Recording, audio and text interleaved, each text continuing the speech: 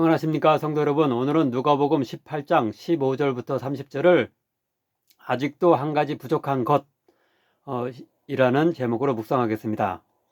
오늘 누가복음 본문뿐 아니라 마태복음 19장과 마가복음 10장에도 공통적으로 나오는 예수님의 낙타가 바늘기로 들어가는 것이 부자가 하나님의 나라에 들어가는 것보다 쉬우니라 라는 교훈은 야고보서의 부자에 대한 강한 심판의 경고와 빈자에게 긍휼을 베풀매 관한 율법의 실천에 대한 강력한 촉구의 원형이라고 할 수 있습니다.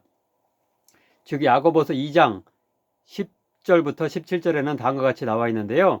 누구든지 온 율법을 지키다가 그 하나를 범하면 모두 범한 자가 되나니 간음하지 말라 하신 이가 또한 살인하지 말라 하셨은즉 내가 비록 간음하지 아니하여도 살인하면 율법을 범한 자가 되느니라. 긍휼을 행하지 않는 자에게는 긍휼 없는 심판이 있으리라. 만일 사람이 믿음이 있노라 하고 행함이 없으면 무슨 유익이 있으리요. 그 믿음이 등이 자기를 구원하겠느냐. 만일 형제나 자매가 헐벗고 일용할 양식이 없는데 그에게 이르되 평안히 가라, 덥게 하라, 배부르게 하라 하며 그 몸에 쓸 것을 주지 아니하면 무슨 유익이 있으리요. 이와 같이 행함이 없는 믿음은 그 자체가 죽은 것이라. 오늘 본문에서도 한 부자 관리가 예수님께 나와 자신이 10계명의 5계명부터 9계명까지의 모든 주요 계명을 어릴 때부터 잘 지켜왔다고 자부하며 따라서 자신이 하나님 나라의 영생의 구원을 받는 것이 마땅하지 않느냐라고 목청을 높였을 때 예수님은 그에게 아직도 한 가지 부족한 것이 있다고 말씀하는데요. 바로 그것은 22절에 내게 있는 것을 다 팔아 가난한 자들에게 나눠주라는 요구였습니다. 야고보서의 긍휼을 베품에 대한 요구와 같은 것인데요. 곧 구약 율법에는 10계명만 나오는 것이 아니라 고아와 과부와 나그네 그리고 가난한 자를 보호하며 구제하는 일과 관련된 희년법 등의 수많은 규정이 있는데요. 그러한 규정까지 지키고 있지는 않다는 뜻입니다. 그런데 구약 율법 규정을 보면 자신의 모든 것을 다 팔아 구제하라는 계명은 실제로는 없는데요. 아무래도 예수님은 구약 율법의 최종적 완성자로서 참된 하나님 나라의 제자가 되려면 그 정도로 철저하게 재물 등의 이 세상의 것이 아니라 하나님만 의지해야 함을 강조하기 위해서 그렇게 말씀하셨을 것입니다. 유명한 낙타가 바늘기로 들어가는 것이 부자가 하나님 나라에 들어가는 것보다 쉬우니라 라는 말씀도 마찬가지로 하나님에 대한 철저한 신뢰와 헌신을 강조한다고 볼 수 있습니다. 진짜로 이렇게 그렇다는 것이 아니고 뒤에 보면은 이렇게 인간으로서는 할 수 없지만 하나님께서 가능하게 그런 부자의 구원도 가능하게 하신다고 하는 걸 봤을 때 완전히 부자에 대한 구원을 차단한 것은 아니라고 말할 수 있습니다. 본문 마지막에 베드로의 고백과 예수님의 결론적 권고 역시 그러한 하나님에 대한 철저한 신뢰와 헌신을 강조하는데요. 곧 28절부터 30절까지입니다.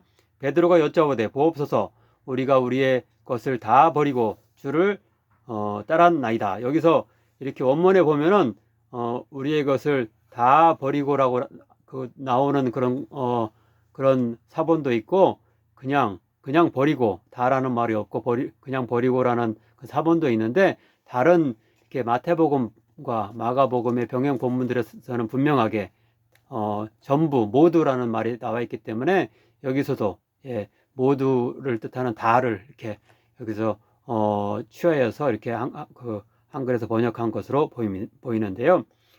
그 다음 구절입니다. 이르시되 내가 진실로 너에게 이르노니 하나님의 나라를 위하여 집이나 아내나 형제나 부모나 자녀를 버린 자는 현세에 여러 배를 받고 내세에 영생을 얻지 못할 자가 없느니라.